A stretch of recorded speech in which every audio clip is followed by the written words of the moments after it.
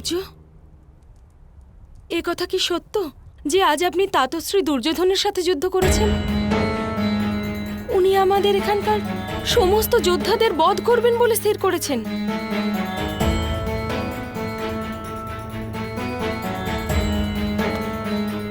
তাতশ্রীর নির্ধারণ দিয়ে কি যায় আসে উত্তরা?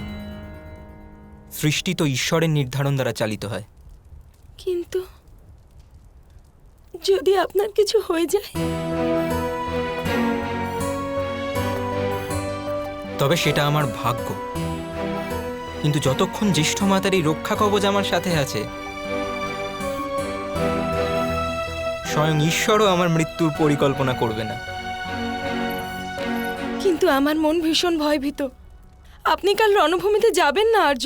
নিজের ভয়কে আমার কবচ করো উত্তরা, তাকে বন্ধন করো না।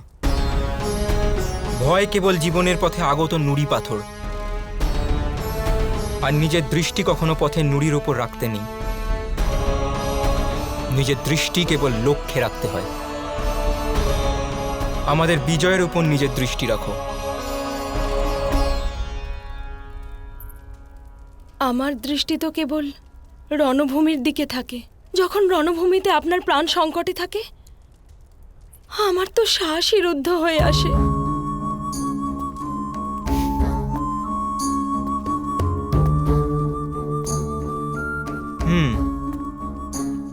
আর সেদিন কি হবে, যেদিন আমার প্রাণ চলে যাবে?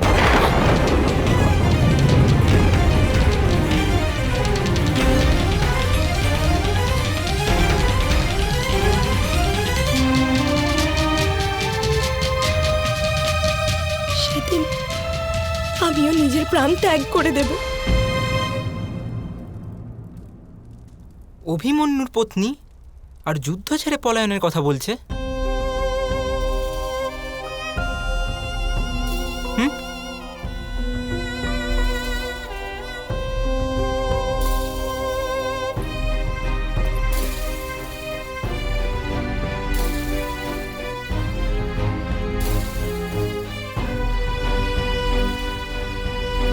হ্যাঁ, এই জীবন যুদ্ধই তো উত্তরা। প্রত্যেক ক্ষণ এখানে যুদ্ধ চলতে থাকে। আমি জীবিত থাকি না থাকি, তোমাকে এই ধর্মযুদ্ধে নিজের কর্তব্য পূরণ করে যেতেই হবে।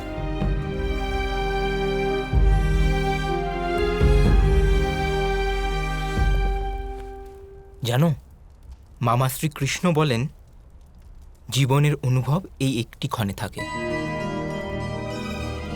আর এই ক্ষণে তো আমি তোমার সাথে আছি।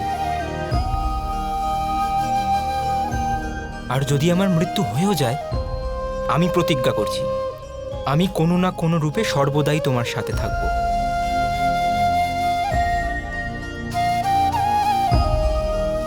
এই জীবনকালে তুমি আমার থেকে মুক্তি পাবে না।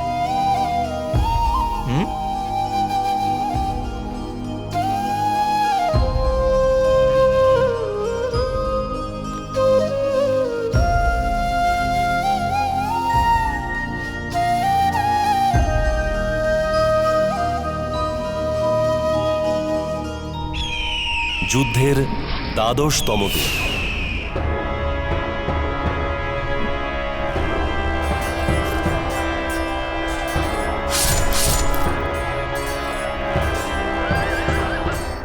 আজ ওই বালক এই সিংহের শক্তির পরিচয় পাবে। অঙ্গরাজ কর্ণ আজ ওই বালককে অন্বেষণ করছেন।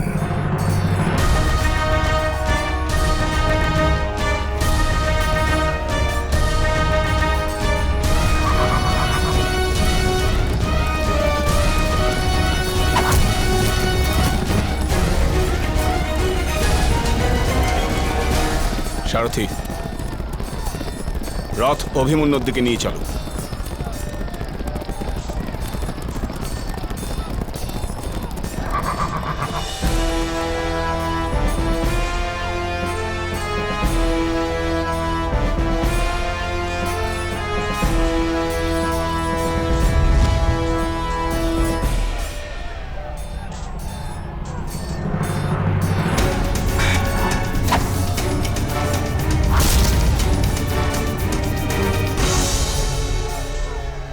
যে রথের ধ্বজায় স্বয়ং ভগবান হনুমান থাকেন, আর যে রথের লাগাম বাসুদেব কৃষ্ণের হস্তে থাকে, সে রথকে টলানো অসম্ভব অঙ্গরাজ কর্ণ।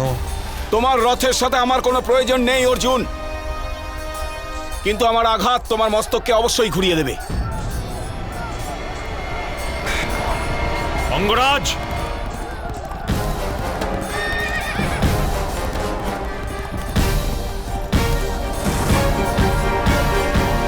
আজ আপনার অর্জুনের সঙ্গে যুদ্ধ করার আদেশ ছিল না।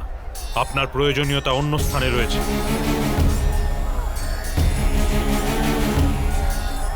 অতএব গুরুদেবের রক্ষার প্রয়োজন কার অঙ্গরাজ? আমার নাকি আপনার? ভুলে যেও না, তোমার মৃত্যুর জন্য আমার কাছে বিশেষ অস্ত্র আছে অর্জুন। অর্থাৎ তোমার গুরুদেব এখানে এসে কাকে রক্ষা করছে এর বিচার তুমি স্বয়ং করো। চলো সারথি।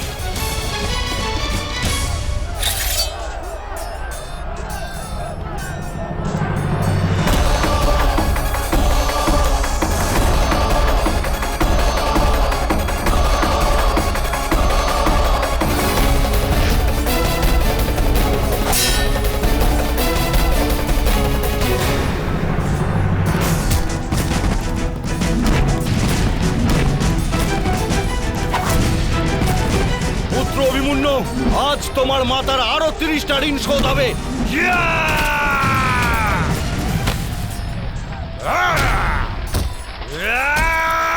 এসো দুর্যোধন, তোমার 30 জন ভ্রাতাকে ভালো করে দেখে নাও। 21 ভীম,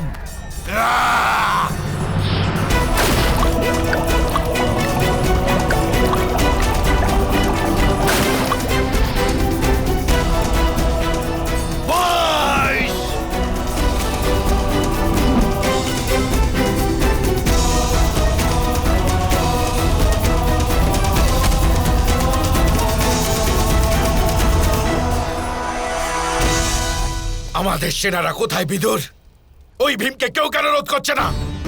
দুর্যোধনকে সহায়তা কেউ কেন করছে না? কেউ কেন করছে না? পাণ্ডুপুত্র যুধিষ্ঠির, নকুল তথা সহদেব আমাদের সেনাবাহিনী ধ্বংস করে দিচ্ছে মহারাজ। কোন যোদ্ধাকেই রাজকুমার ভীমের দিকে এগোতে দিচ্ছেন না। আর অঙ্গরাজ কর্ণ, সে আমার পুত্রদের রক্ষায় তো কেন আসছে না সঞ্জয়? অভিমন্যুকে বদের উত্তর দায়িত্ব তো তার হাতে। কোথায় সেই অঙ্গরাজ?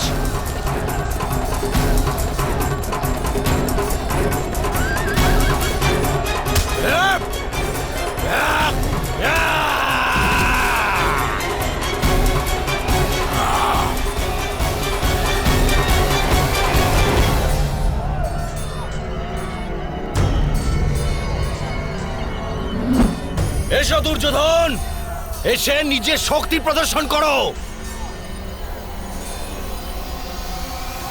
সূর্যাস্ত হতে কিছুক্ষণ আরো বাকি। নিজের ভ্রাতাদের রক্ষা করো দুর্যোধন। এসো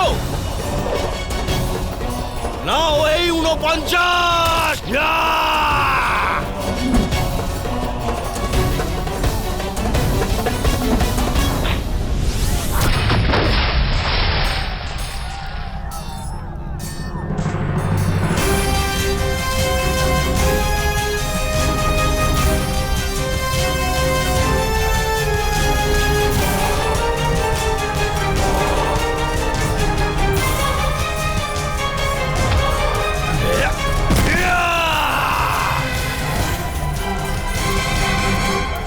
দাঁড়াও দুর্যোধন, আজ পুনরায় তোমার সম্মুখে উপস্থিত আমি।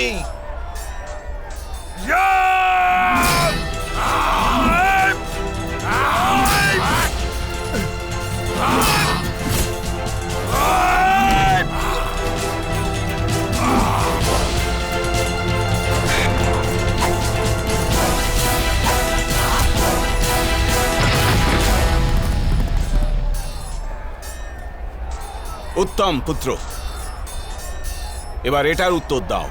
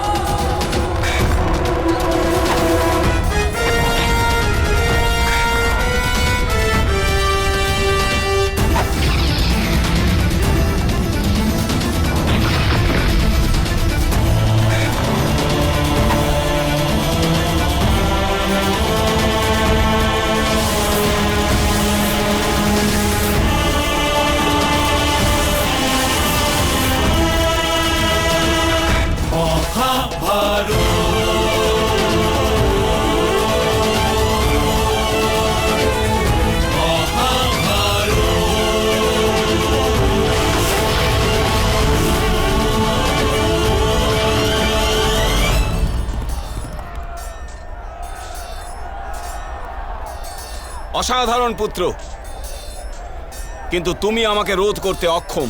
আমি তো বাধা দানের প্রচেষ্টাও করছি না অঙ্গরাজ, আমি কেবল আপনার প্রশ্নের উত্তর প্রদান করছি।